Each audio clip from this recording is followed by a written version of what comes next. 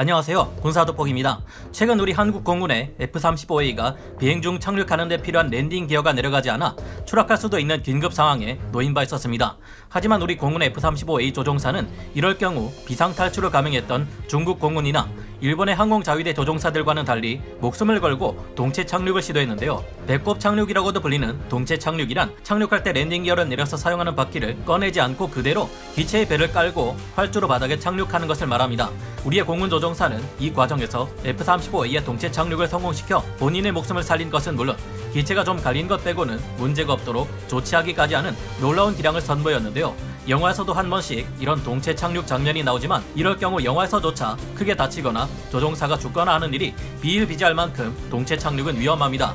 이번에 세계 최초로 F-35 동체 착륙을 성공시킨 배소령은 이렇게 말했습니다. 저구도항법 중 쿵 하는 소리와 함께 항공기 이상을 느껴서 항공기 안전고도를 취하면서 엔진 기기를 점검했습니다. 그랬더니 온 세상에 조종관과 엔진만 정상이었고 나머지 모든 장비는 작동하지 않았어요. 기지와의 통신마저 처음에는 되지 않다가 백업 통신을 작동시켜 겨우 통신을 냈고 이 장비로 비상 착륙을 선포한 후 서산 기지로 간 것이라고 합니다. 정말로 자랑스러운 우리 공군의 모습이지만 하마터면 소중한 조종사의 목숨이 희생되고 전체 프로그램 코스트 가격으로 따졌을 때 무려 1억 7천만 달러나 되는 F-35A를 잃을 뻔한 아찔한 사례였습니다. 이번 사고는 F-35A의 치명적인 결함으로 인해 발생했고 이에 대한 보상을 위해 제조사인 록히드 마틴의 새로운 기체를 요구해야 할 듯한데요. 현재 우리 공군의 모든 F-35A 기체들은 문제점이 원인이 확실히 파악될 때까지 운항이 중단된 상태입니다. 우리 대한민국은 총 130대의 F-35를 구매할 수 있는 권한을 가지고 있고 현재까지 40대의 F-35A가 미국으로부터 도입되었지만 정비 권한이 없다는 것이 큰 문제입니다. 얼마 전 영국의 엘리자베스급 항공모함에서도 F-35B가 추락해 바다에 빠지는 사고가 있었고 일본에서도 F-35의 추락 사고가 있었죠. F-35가 가장 앞서 나가는 5세대 스텔스 전투기인 만큼 그 성능 또한 무시무시한 것은 사실이지만 크고 작은 결함으로 인한 사고는 앞으로도 생길 수 있을 것입니다. 특히 국내에서 정비 권한을 가지고 있지 않아 자주 정비를 받기 어려운 우리 한국의 경우 더 많은 사건 사고가 일어날 수 있음은 물론 전시의 가동률 또한 크게 떨어져 제대로 사용하기 어려운 난관에 처할 수도 있을 겁니다. 한국 F-35가 정비를 받기 위해서는 6년에서 7년마다 호주나 일본으로 날아가 정비를 받아야 하는데 이때마다 기체 수명이 줄어든다는 점과 유지보수 비용이 크게 증가한다는 리스크는 피할 수 없는 문제입니다. 그런데 F-35의 수출 정책에 큰 변화가 일어나기 시작했습니다. 최근 F-35A 블록4 스텔스 전투기 64기를 도입하기로 한 핀란드가 각종 무장을 함께 도입하는 것은 물론 훈련 및 운용 정비 기반까지 모두 자국 내에서 할 수 있다는 파격적인 조건으로 도입되었는데요. 핀란드는 64기 F-35를 도입하면서 기체의 부품을 자체 생산해 수익을 올릴 수 있음은 물론 독자적인 운용체계 또한 탑재해 운용할 수 있다는 조건으로 구매하게 되었습니다. 이 같은 조건은 이제까지 F-35를 구매한 모든 국가 중에서 가장 파격적인 조건으로 분석되고 있습니다. 이렇게 할 경우 수익이나 유지 보수 비용의 절감 같은 것보다도 미국이 자랑하는 최첨단 스텔스 전투기의 가장 앞선 기술을 마음껏 연구해보고 얻어낼 수 있다는 장점이 있고 이는 곧 적국들과의 제공권 확보 경쟁에 있어 단숨에 우위를 차지할 수 있음을 뜻할 텐데요. 그렇다면 우리 한국도 F-35에 대한 정비를 위한 비용을 투자할 경우 핀란드와 같은 이익을 볼 수 있을까요? 지금부터 알아보겠습니다. 전문가는 아니지만 해당 분야의 정보를 조사 정리했습니다. 본의 아니게 틀린 부분이 있을 수 있다는 점 양해해 주시면 감사하겠습니다. 한국이 독자적으로 국내에서 F-35A를 정비할 수 있게 된다면 우리 공군 F-35A 편대가 신형 하이브리드 엔진을 탑재하고 한반도로 침범해온 적 전투기들을 상대하기 위해 날아오릅니다. 가장 최신 버전으로 누구보다 빠르게 업그레이드된 한국 공군의 F-35A 프리덤 나이트는 내부 무장창에 탑재할 수 있는 무장에 제한이 크지만 평소 꾸준한 유지 보수 활동으로 잘 관리되어 온 덕분에 빠르게 다음 편대에게 임무를 넘기고 작전은 계속해서 지속되는데요. 빠르게 전력의 공백을 메우는 우리 공군의 F-35A 스텔스 전투기들은 적 전투기들이 도저히 탐지할 수 없는 거리에서 귀신처럼 그들을 격추시키고 있습니다. 여기에 더해 신형 전자전 포대인 NGJ-4까지 탑재해 압도적인 전자전 공격으로 적군으로 하여금 아무것도 알아챌 수도 할 수도 없게 만드는데요. 적들은 공포감에 휩싸여 시급히 기술을 돌려 후퇴했고 높은 가동률을 자랑하는 한국 공군 F-35A는 오늘도 대한민국의 영공을 무사히 지켜냅니다. 이뿐만 같은 시나리오는 만약 우리 한국이 핀란드와 같은 F-35 운용 조건을 얻게 될 경우를 상상해 그려본 어설픈 가상 시나리오입니다. 최근 핀란드에서는 62기의 F-18CD 레거시 호넷을 대체하기 위한 110억 달러, 하나 약 13조 원 규모의 핀란드 공군의 신형 전투기 사업 HX를 진행하고 있습니다. 여기에는 F-35A, 그리펜 NG, F-18EF 슈퍼호넷, EL-18G 그라울러가 후보에 올랐고 경합 끝에 2021년 12월 최종적으로 F-35A가 승리했는데요. 핀란드는 이로써 F-35A 블록 4, 64기와 함께 각종 무장, 훈련 및 운용, 정비 기반 등을 함께 도입하게 됩니다.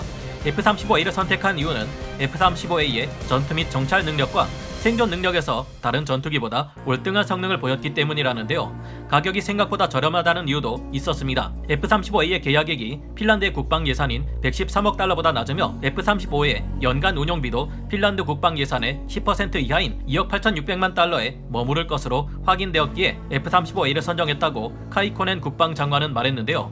하지만 이보다 더욱 파격적인 조건은 바로 미국이 F-35A에 대한 독자적 운용체제를 허용했기 때문이라고 합니다. F-35 도입국들은 기존 다른 전투기들의 운용체제와는 달리 글로벌 유지 보수 시스템에 참가할 것을 요구받고 있습니다. 유지 보수의 효율화를 위한 F-35만의 프로그램 때문인데요.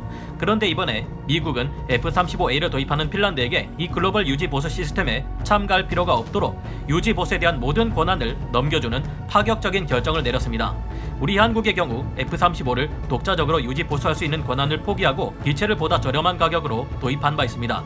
일본의 경우 대당 가격은 우리보다 훨씬 비싼 비용을 부담하지만 대신 F-35를 면허 생산하는 데 있어 40%를 담당하고 일본이 공식적으로 아시아 북태평양 지역 F-35 정비 및 업그레이드 MRON-U 거점으로 선택되었는데요. 덕분에 주일 미군과 일본 자위대의 F-35들은 손상되거나 내부 개통이 고장나 분해 정비가 필요할 경우 혹은 업그레이드 작업을 진행할 때 기체를 일본 내 미쓰비시 중공업이 짓는 기체 최종 조립 및 검수 공장 파코에서 해결할 수 있게 되었습니다. 반면 우리나라 공군은 F-35의 유지보수 센터 MRON-U가 있는 일본이나 호주로 나라가 유지보수를 6년에서 7년에 한 번씩 받아야 하는데요. 하지만 우리 한국은 일본이라면 치를 떨기 때문에 일본에서 우리 공군 F-35A를 수리받을 수는 없다며 크게 반발했습니다. 그렇다고 호주나 미국으로 가서 정비를 받자니 비용과 부담이 만만치 않습니다. 한국의 F-35A가 일본이 아닌 호주의 MRON-U를 이용할 경우 한국 F-35A는 중정비를 받을 때마다 편도 약 8,500km, 왕복 약 17,000km를 이동해야 합니다. 해외 군사 전문가들은 이 거리를 한 번에 이동하는 것은 위험하기 때문에 한국의 청주 공군기지에서 미국의 괌 공군기지 그리고 호주 타운즈빌 공군기지를 거쳐 윌리엄스 타운 코스로 비행하는 것이 현실적이라고 조언하고 있습니다. 이 경우 왔다 갔다 하는 데만 최소 왕복 6일은 걸릴 전망입니다. 그렇다고 한국의 청주 공군기지에서 미국 텍사스 MRON-U 포트워스로 가자니 이건 또 더 멀어집니다. 편도만 1만 km가 넘는데 여기에 드는 시간과 비용 부담은 우리 공군이 부담해야 할 판국이죠. 게다가 먼 거리를 이동할 때마다 팍팍 줄어드는 기체 수명 또한 부담입니다. 말이 6년에서 7년에 한 번 정비창으로 간다는 것이지 정비창으로 가야 할 일이 부지기수로 일어날 수 있다는 것이 문제인데요. 올해 3월 우리가 F-35를 실전 배치한 지 불과 1년 3개월밖에 지나지 않았는데 벌써부터 3천억 원을 들여 업그레이드를 진행해야 한다는 말이 나왔습니다. 그럼 이번엔 그냥 넘어가고 다음에 개량하면 안 되냐? 할 수도 없는 것이 이번에 개량을 진행하지 않으면 이 다음 2차, 3차 개량 또한 불가능하기에 반드시 개량을 할 수밖에 없는 상황입니다. F-35A와 F-35C의 F-135 엔진은 팬블레이드가 뜨거운 열을 못 견디고 급격히 파손되는 문제까지 있어 더 높은 효율을 발휘하는 차세대 엔진으로 업그레이드할 것이라고 하는데 우리 또한 이런 업그레이드를 진행해야 중국이나 북한에 맞서 작전을 제대로 수행할 수 있을 것입니다. 그럴 때마다 정치적으로 부담스러운 일본 정비창이나 먼 거리에 있는 호주 정비창을 왔다 갔다 하는 것은 큰 부담인데요. F-35에서 아직도 수많은 결함이 발견되고 있다는 점까지 감안하면 앞으로 우리 군의 F-35는 막상 실전이나 훈련에 투입되는 것보다 허구한 날 정비창을 왔다 갔다 하느라 기체 수명을 다 깎아먹어 버릴지도 모릅니다. 핀란드의 파격적인 F-35A 도입을 보며 피눈물을 흘릴 일본. 그런데 이런 상황에서 핀란드가 F-35를 도입할 때는 우리 한국보다, 아니 일본이나 호주보다도 더욱 유리한 조건으로 도입하게 되었으니 눈길이 가지 않을 수 없습니다. 핀란드는 우리 한국이나 일본과 달리 F-35A의 각 구성 요소를 자국 내에서 수리해 스스로 관리할 수 있으며 기체나 엔진, 각종 부품들에 대한 유지 보수를 할 때도 힘들게 F-35A를 해외 정비창으로 몰고 날아가지 않아도 됩니다. 핀란드는 자국 내에서 자체적으로 편하게 F-35A의 유지 보수를 진행할 수 있는 것인데요. 해외 매체들은 이에 대해 미국이 이스라엘 수준의 F-35 독자적 운용 체제를 핀란드에 허용했다고 평가하고 있습니다. 있습니다. 현재도 틈만 나면 폭격을 퍼부었다는 뉴스를 내고 있는 이스라엘은 상황이 워낙 심각하다 보니 F-35 1호기를 인도받자마자 곧바로 실전에 투입시킬 정도로 가장 많은 F-35 실전 기록을 만들어 가고 있는데요. 이스라엘에 도입된 F-35I 아디르의 전자전 장비는 이스라엘의 특별 요청에 따라 자국제가 사용되었고, 이스라엘 항공우주산업 IAI는 로키드 마틴의 하청을 받아 주입 복합 소재 표면을 생산해 납품하고 있습니다. 지금까지 대부분의 F-35 실전 기록은 이스라엘에 의해 이루어졌고, 그만큼 조종 노하우도 숙련되다 보니 오히려 F-35의 제조국인 미국과 그 동맹인 영국의 조종사들에게 운용법을 가르치고 있는데요. 이런 위치에 있기 때문인지 미국은 이스라엘에게 독자적인 장비 운용을 허가해 준 것 같습니다. 그렇다면 핀란드는 어떨까요? 핀란드는 현재 미국과 마찰을 빚고 있는 러시아를 견제하려 하고 있습니다. 핀란드는 미국과의 교류 및 협력이 활발한 국가이며 2010년대부터 러시아가 크림반도를 강제 합병하고 돈바스 전쟁을 일으키자 미국과의 군사 협정을 체결했습니다. 그리고 지금은 북대서양 조약기구 나토에 가입하려는 움직임을 보이고 있는데요. 참 이런 것을 보면